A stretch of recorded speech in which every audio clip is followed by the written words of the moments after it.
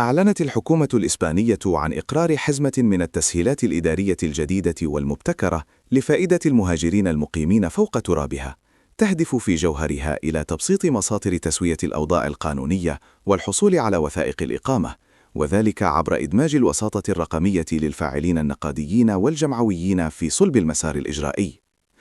وتتجلى هذه التسهيلات التي دخلت حيز التنفيذ الفعلي ابتداء من 6 مارس الجاري في إحداث سجل إلكتروني للمتعاونين في مجال الهجرة، وهو نظام يمنح المهاجرين سنداً قانونياً قوياً من خلال تفويض النقابات والمنظمات الاجتماعية المعتمدة لإدارة وإنجاز معاملاتهم الإدارية نيابة عنهم عبر الإنترنت، مما ينهي عهد التعقيدات البيروقراطية التي كانت تواجه الأفراد بشكل معزول.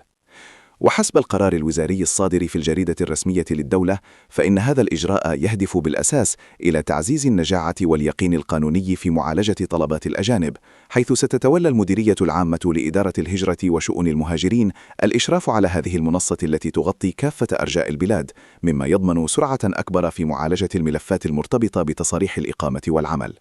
وبموجب هذه التسهيلات، أصبح بإمكان المهاجرين الاستفادة من خبرة ووساطة الهيئات النقابية الأكثر تمثيلية والمنظمات غير الربحية التي تتمتع بخبرة لا تقل عن 3 سنوات في مجال الهجرة والحماية الدولية، حيث ستعمل هذه الهيئات كواجهة رقمية معتمدة ومجانية بالكامل لتسهيل وصول المهاجرين إلى حقوقهم الإدارية.